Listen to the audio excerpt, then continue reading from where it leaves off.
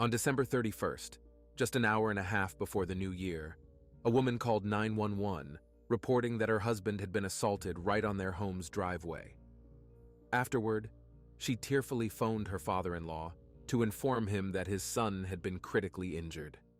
The Hassel family's New Year 2018 commenced with the news of the passing of their cherished loved one, who succumbed to the wounds he had sustained. Kemia Martin was born on January 3, 1997, in Miami, Florida. A year later, her family relocated to Atlanta, Georgia, where she spent her childhood.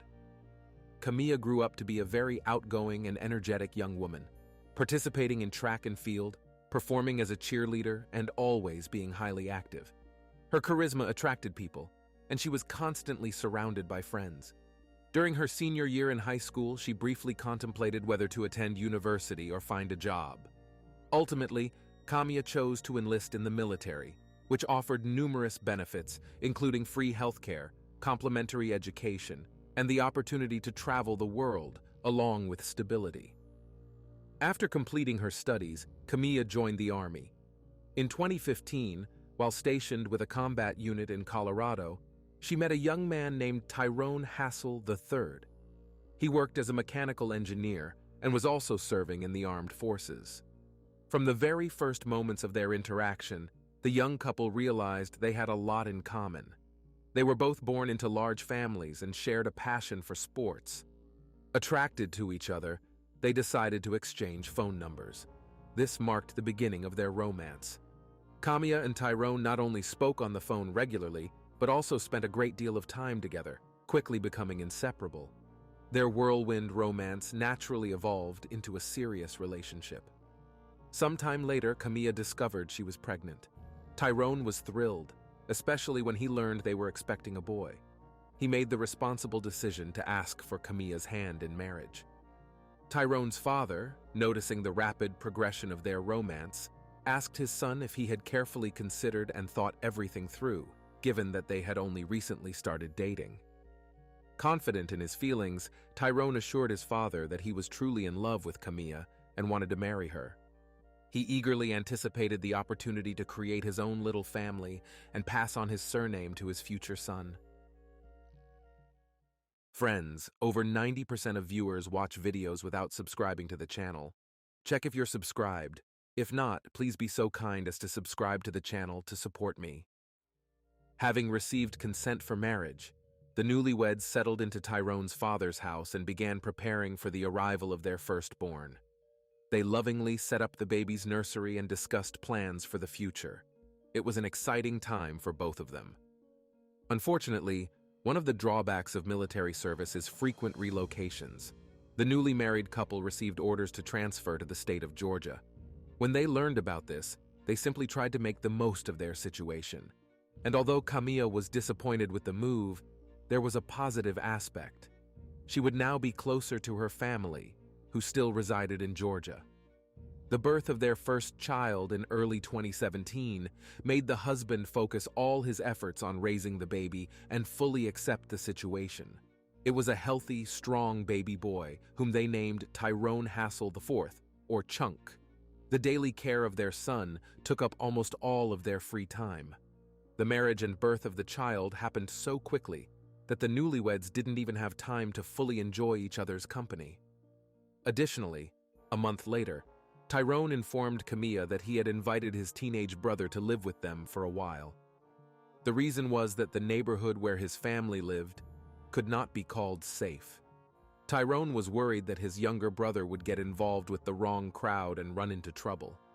Staying with them in Georgia would help the teenager avoid the dangerous environment and benefit him. As an older brother, Tyrone felt responsible for him. Kemia was not at all thrilled with this idea. They had just gotten married, recently had a baby, and had no time to truly settle into their roles as husband and wife. Now there would be another person in their home, essentially a complete stranger to her. But Tyrone didn't really give her a choice. He had already made the decision, so his brother moved in, and the young wife had to adapt to his presence somehow. However, Tyrone, who had just turned 22, felt great. In his short military career, he had already been promoted to the rank of sergeant, which was a significant achievement for him. He was proud and happy that he could provide financial security for his family. Overall, things were going well, but as soon as the couple got used to their new living conditions, everything changed again. Immediately after their son's first birthday, both Kemia and Tyrone received orders to go to South Korea for military service. The teenage brother returned to his parents in Michigan. Little Chunk was left in the care of his grandparents, while Kemia and Tyrone headed to South Korea for a military operation. Despite being married, the young couple served in different locations and lived in separate barracks, so they didn't see each other as often as before. But in reality, they didn't make much effort to spend a lot of time together. However, there was one person Kemia saw regularly, another soldier named Jeremy Quellar from Chicago, Illinois. The two had met earlier, before they ended up in South Korea, but they weren't particularly close friends. Now, serving side by side, they began to develop an affinity for each other. Jeremy was a couple of years older than Kemia and was also married. When he received his deployment to South Korea, he was already in the process of getting divorced. The two fellow soldiers bonded over frequently discussing their personal lives and expressing grievances about their partners. Kemia was unhappy in her marriage and claimed that Tyrone didn't give her enough attention. She asserted that her workaholic husband spent more time on the military base than at home with her and their son. Their communication continued after work on Snapchat.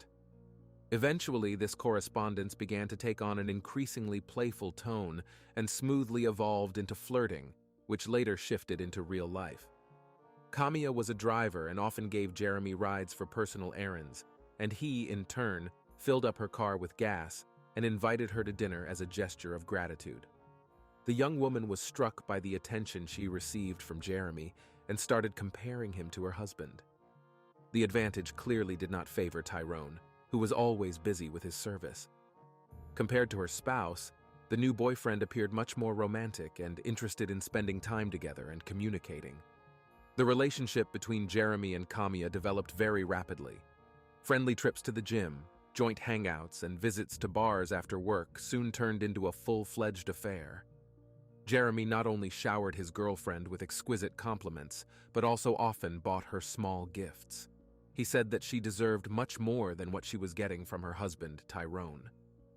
As the two grew closer to each other, they could no longer hide their affair from their fellow soldiers. Their irresistible attraction became evident not only to their colleagues, but also to people who saw them in bars and at the gym. Those around them began to whisper, knowing that Kemia was married to Sergeant Tyrone and that Jeremy had a wife at home. Some even tried to pull Kemia aside and warn her that her secret affair was noticeable to everyone around. However, the love-struck Kemia was hardly concerned about the fact that this information would sooner or later reach her husband. And that's exactly what happened. Ignoring numerous warnings, she continued to flirt with her lover during training at the gym and was spotted by a close friend of Tyrone's. The man immediately understood the nature of the relationship between the two fellow soldiers and promptly told Tyrone everything. The couple had a serious conversation, where the woman categorically denied having an affair with Jeremy and promised to cease all communication with him. In reality, Kemia did nothing of the sort. She continued to meet and communicate with Jeremy until one day, when they were together, her husband noticed that his wife was texting her lover on Snapchat. At that moment, a loud argument erupted. The man expressed all his grievances towards his wife, to which she solemnly promised never to talk to or flirt with Jeremy again. Although, in fact, she simply warned Jeremy that they should be more careful not to arouse suspicion from her husband. By that point, they had both completely disregarded Tyrone's feelings and continued their full-fledged relationship. Jeremy finally finalized his divorce and told Kemia that he was ready to take her husband's place and become a father to her son, Chunk. He also made it clear that he was prepared to get rid of Tyrone one way or another. It was now up to her to file for divorce. Around the same time, the couple was in the process of updating their life insurance policies. Kemia and Tyrone were each other's beneficiaries and were insured for $400,000. They would not be entitled to this money if they separated. In a conversation with her lover, The woman inquired about what Jeremy would do if he had $400,000 right now.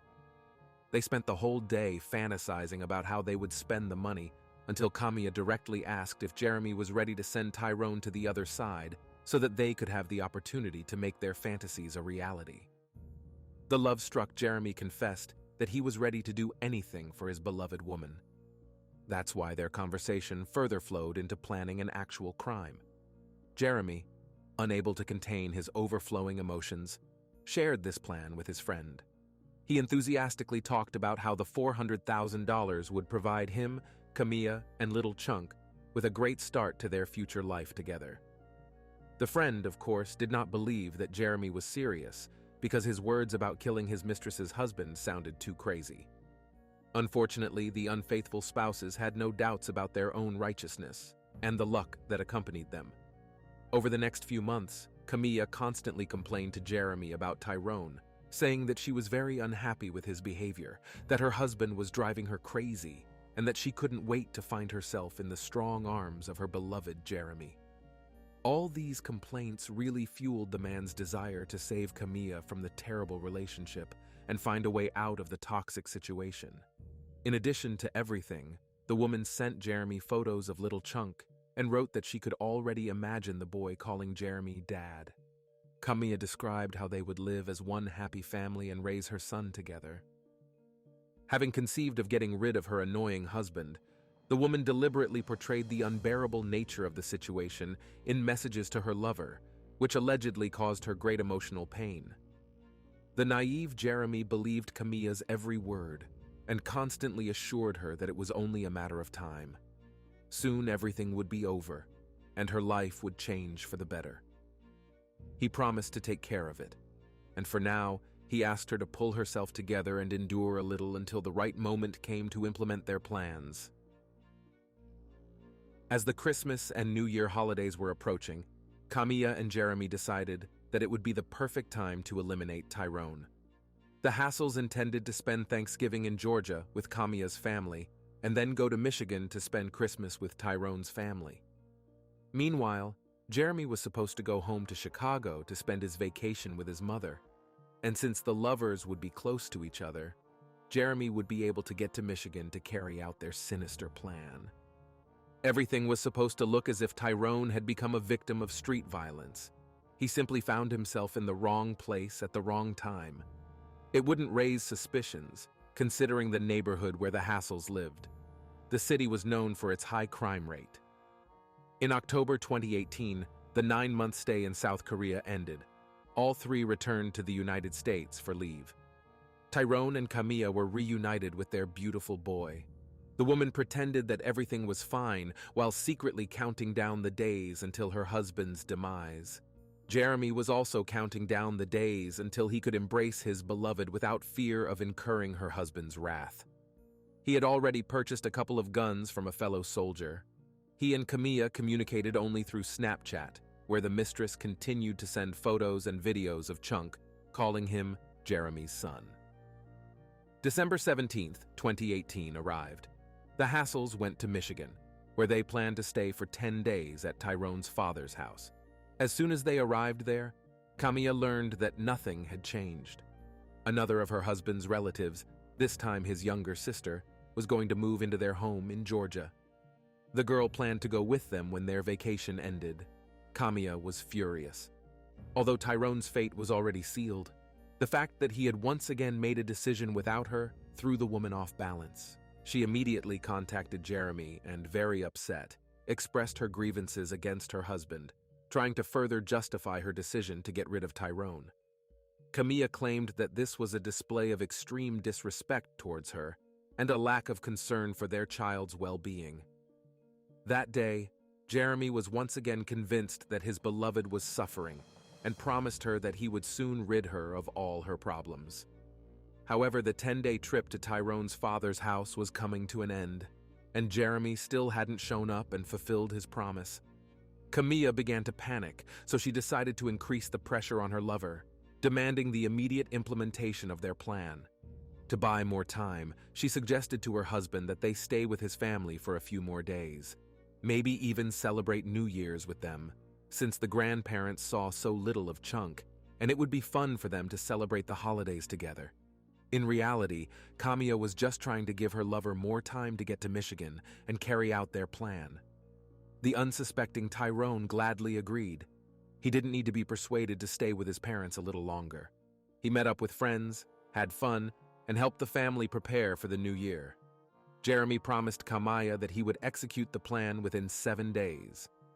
On December 28th, he went to a supermarket to buy a GPS navigator for the dashboard. Then he sent a message to his mistress on Snapchat, reassuring her that he was already on his way. After that, he turned off his phone before leaving Chicago to avoid tracking his location. But instead of buying another mobile with an unknown number for cover, he turned his phone back on to ask Kemia for a meeting. He needed to see her before committing a crime for her sake.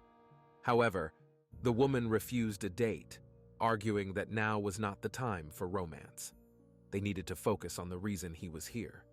She pointed out several locations to Jeremy where her husband would be over the next 4 days, hoping that her lover would be able to choose a suitable place for the murder. On the first evening when Tyrone was out with his friends at a nightclub, Jeremy followed him. He watched his rival exit the establishment, then sat across the street from the nearest gas station, observing as Tyrone filled up his car. But Jeremy lost his nerve and couldn't pull the trigger that night. About 2 days later, Jeremy mustered up the courage to take a person's life. Kemia gave him the address of Tyrone's father's house. The perpetrator positioned himself in his car on the opposite side of the street, waiting for the right moment. He saw Tyrone leave the house, but he wasn't alone. His teenage brother was walking with him. Jeremy hesitated. He contacted Kemia and explained that he couldn't shoot now because Tyrone's younger brother was with him, to which his accomplice ordered him to shoot both of them. The teenager had annoyed her when he lived with them in the house. However, for the first time, Jeremy stood firm and said he wasn't going to do it. The next attempt failed again because Tyrone was walking too quickly. Jeremy was either confused or, more likely, simply lost his nerve. There were a total of 6 unsuccessful attempts. Kemia was angry and beside herself. She wrote to her lover on Snapchat, genuinely outraged. The vacation time was relentlessly running out, and her husband was alive and well. After each fruitless attempt, Jeremy would drive back to Chicago to try again the next day to carry out the plan. After a harsh conversation with Kemia, he once more promised her that this time he would definitely keep his word. The last day of the year arrived. The Hassels had planned to have a picnic in a meadow a 5-minute walk from the house. They wanted to celebrate New Year's Eve outdoors with friends. The day before, Kemia pretended to be sick. She told her husband that she was feeling unwell and would prefer to just stay at his father's house. The wife told Tyrone that she would also leave their son at home so the adults could relax and enjoy themselves without having to watch over a small child. When everyone had left, Kemia called her lover and gave him one more chance to give her freedom. Jeremy tried once again to set up a date before going through with the deed, but was rejected once more. Kemia claimed that she was babysitting and couldn't meet up. That day, Tyrone set himself up. Around 10 p.m., he called his wife and told her that he would stop by the house for a minute to bring her some treats. The woman realized that this was the perfect time for the crime. She hastily texted Jeremy, inviting him to take a convenient position somewhere near the house. She prepared to wait, restless with excitement. After all, if her lover lost his nerve now, she and her husband would return home to Georgia, and she would have to continue playing the role of an exemplary wife. Determined, Jeremy quickly reached the desired street and parked in the driveway of a vacant house. He took the gun in his hands and hid near the Hassel's residence. Around 10:30 p.m., Tyrone's car pulled into the driveway. The man grabbed a bag of food and disappeared through the front door. Now or never, the perpetrator mentally urged himself. He had already replayed the scene in his mind several times, imagining himself confronting Kemia's husband, shooting, hitting the heart on the first attempt, and inconspicuously leaving the scene. But it all turned out to be not so easy and simple. As soon as Tyrone exited the house and headed towards the car to celebrate New Year's Eve with his parents and friends, Jeremy leaped out of the ambush and shot Tyrone at point-blank range. The bullet reached its target, and Tyrone fell to the ground. This emboldened the criminal. He approached closer and fired a few more shots, just to make sure his rival wasn't breathing. Then Jeremy swiftly ran towards the vacant house where his car was waiting. He didn't remember how he got behind the wheel. Slamming on the gas pedal, he sped away from that horrific place as quickly as possible. He raced down the highway at a wild speed all the way to Chicago, tossing the weapon out the window along the way. Meanwhile, it was Kemia's turn to play her role as a terrified wife. Screaming, she ran out into the street, portraying a shocked and crazed spouse. She hysterically cried for help, hoping to attract the attention of neighbors or passers-by. Then she ran back into the house to call 911. While the operator was asking for the address and additional information, she seemingly accidentally hung up, realizing that despite the severity of the wound, Tyrone was still alive. She then dialed her father-in-law's number and asked him to return home immediately, as his son had just been attacked and wounded. Meanwhile, the dispatcher managed to determine the location of the incident by the number and dispatched an ambulance there. The police arrived at the Hassel's house right after the paramedics. At this moment, Kemia continued to play the role of a concerned wife, and it looked quite believable. When Tyrone was being loaded into the vehicle, the woman tried with all her might to get to him. The police had to literally physically drag her away. Unfortunately, Tyrone did not survive. He died from his injuries. When his family was informed of this news, Kemia didn't miss a second of her performance as a grief-stricken widow. But as soon as she was alone with her phone, she immediately dialed Jeremy's number to confirm that he had finally done it. After receiving confirmation that the goal had been achieved, Jeremy headed to Georgia to quickly gather his belongings. In his mind, he had already reunited with Kemia, taken Tyrone's place, and was enjoying the happy moment they had worked so long to reach. Don't forget to subscribe to the channel if you like this video. It's really important. Meanwhile, the Hassel family and the police worked tirelessly to determine who had orchestrated the attack on Tyrone. Detectives spoke with countless neighbors and Kemia, who all insisted they hadn't seen anything at all. The widow repeatedly told the police that she had no idea who could have targeted her husband. Investigators examined the crime scene in search of any clues that may have been left by the perpetrator. The only thing they found was a muddy footprint on the driveway. It had rained earlier that day. Then another lead emerged. An elderly couple living next door to the Hassels had seen a strange car. The vehicle had backed into the driveway of a vacant house. This building was up for sale, so it was unlikely that any potential buyers had come to view the residence at such a time, an hour and a half before New Year's. This seemed suspicious to them, which the retirees reported to the police, who questioned them. They also saw an unknown man run to this car shortly after the shots were fired, and the muddy footprint led in that direction. The initial theory was an unsuccessful robbery, but nothing had been taken from Tyrone. His keys were on the ground, his wallet in his pocket, as was his phone. So this theory was quickly ruled out. Intentional homicide most likely indicated some personal motive. But here, too, the detectives were met with disappointment. Tyrone was one of those people who had no enemies. He was a good guy, and those around him thought highly of him, so the case hit a dead end almost immediately. During the investigation, Kemia began to completely ignore Jeremy. When he started bombarding her with messages, she merely told him that she felt bad and missed her husband terribly.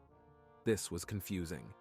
And then, the woman decided to delete the messaging app altogether. She still remained in Tyrone's father's house along with his entire family, playing the role of a grieving wife. Kemia turned 22 the day after receiving the autopsy results. Instead of celebrating, she held a candlelight vigil in honor of her late husband. She constantly posted tearful posts on social media about how much she missed her spouse, shared photos and memories, and expressed sadness that her son had been deprived of a father. Chunk's second birthday was approaching, and now Tyrone was not there to celebrate this event with his family. The military's vacation was ending, and everyone had to return to base.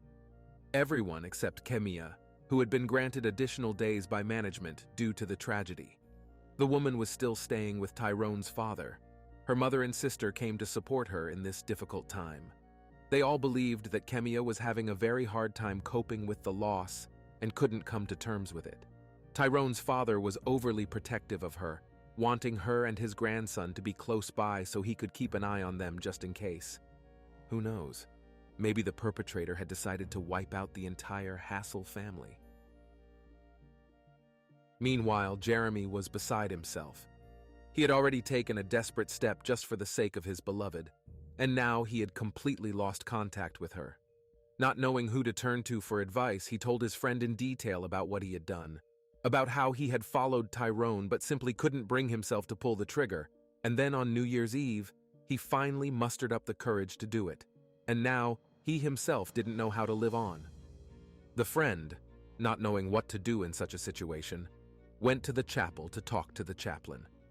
He confessed that he was at a loss as to what to do, to which the chaplain urged him to do the right thing and go to the police, which the friend eventually did. A few days later, on January 19, 2019, detectives received another tip, this time from a young woman, Jeremy's ex-girlfriend. She believed that Kemia and Jeremy were behind what had happened to Tyrone. When investigators got to the military base in Georgia, they personally spoke not only with Jeremy's friend and ex-girlfriend, but also with other soldiers who confirmed the overly close and inappropriate relationship between the two lovers. Detectives obtained a warrant to search Jeremy's apartment in Georgia, as well as his mother's home in Chicago. They didn't find any weapons, but they did find documents for the purchase of 2 pistols, one of which matched the caliber that had taken Tyrone's life. Re-questioning Kemia yielded results. The widow quickly realized what was happening, so she significantly downplayed her relationship with Jeremy. She said there was no close relationship between them, only a light flirtation. To back up her words, the widow even agreed to take a polygraph test, but failed miserably. When Kemia was told that her lover had been arrested and that he had already begun testifying against her, the woman became frightened and started telling what had really happened. At the same time, she portrayed Jeremy as a stalker obsessed with the idea of getting her for himself. He had come to Michigan of his own volition, following her and her husband everywhere, but eventually, already around 3 in the morning, she gave up and admitted that she and Jeremy had jointly planned the attack on her husband. Kemia was detained and charged. Detectives lied that Jeremy had been arrested. They only came for him a few days later. Unlike his mistress, he refused to speak without a lawyer present. When the Hassel family learned who was responsible for Tyrone's death, they were in shock. Most disgusting to them was the fact that Kemia had played the role of a grieving wife so well and had stayed in their home until the very end. They had taken care of her in every way and tried to support her at a time when they themselves were genuinely mourning. It took authorities 7 months to build a case against Kemia Hassel, as all communication between her and Jeremy was conducted on Snapchat, and the woman had deleted the app from her phone. Detectives were unable to recover these records. However, they did have the woman's search history, betraying her own husband. Kemia had Googled whether police could retrieve Snapchat messages after deleting an account. This was possible within a 30-day period, so the widow deliberately stopped communicating with Jeremy through the app. In addition, prosecutors had no physical evidence linking Kemia to her husband's death. Fortunately for the prosecution, she made a fatal mistake by admitting what she had done during a phone call from jail with her mother. Kemia said that she and Jeremy had planned the crime together, but most of the responsibility lay with him, as he was the one who had forced her to do it. When her mother asked why she hadn't just broken up with her husband, Kemia stated that she was afraid of disappointing her with her failed marriage. But her mother was more disappointed by what she had done. After speaking with her daughter, the woman expressed strong remorse to Tyrone's family because they had lost their son because of Kemia. Kemia and Jeremy were tried separately. The widow's lawyers insisted that the detectives had forced their client to make a confession by deceiving her that Jeremy had testified. Moreover, the interrogation lasted well past midnight when Kemia was so tired that she said too much against herself.